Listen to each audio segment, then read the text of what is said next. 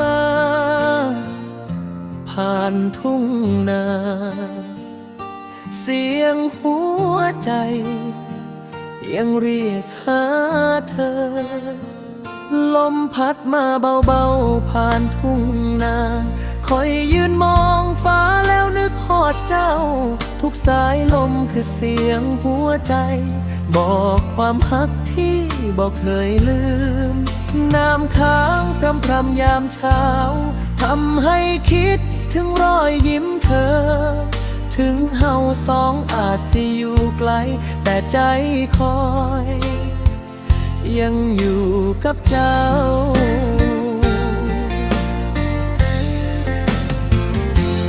หากเธอในทุกสายลมหูบอกใจคอยยังคงหักแม้วันเวลาสิพาเฮาห่างไกลแต่ใจคอยยังคงอยู่กับเจ้าหากเธอในทุกสายลมขอให้ฟ้าเป็นพยานใจความฮักนี้บ่มีวันลืมฮักเจ้าตลอดไป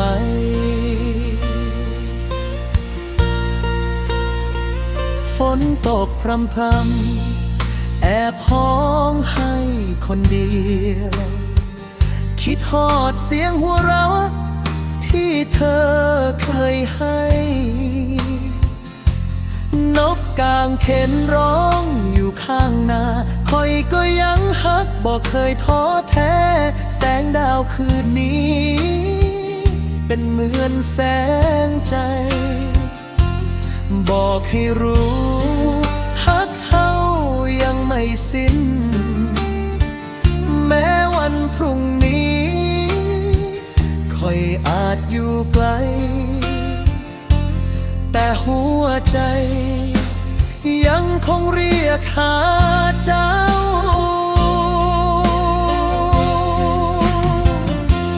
หา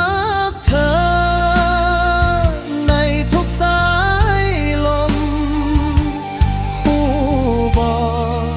ใจคอยยังคงหักแม้วันเวลาสิพาเฮาห่างไกลแต่ใจคอยยังคงอยู่กับเจ้าหากเธอในทุกสายลมขอให้ฟ้า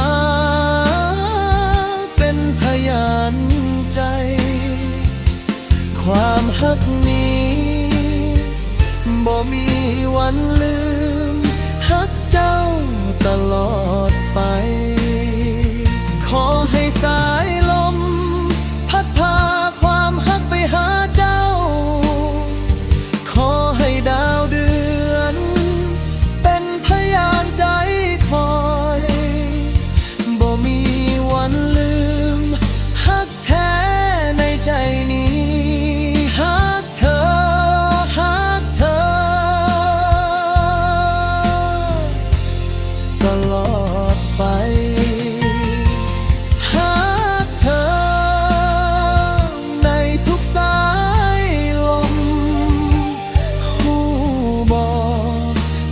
คอยยังคงฮั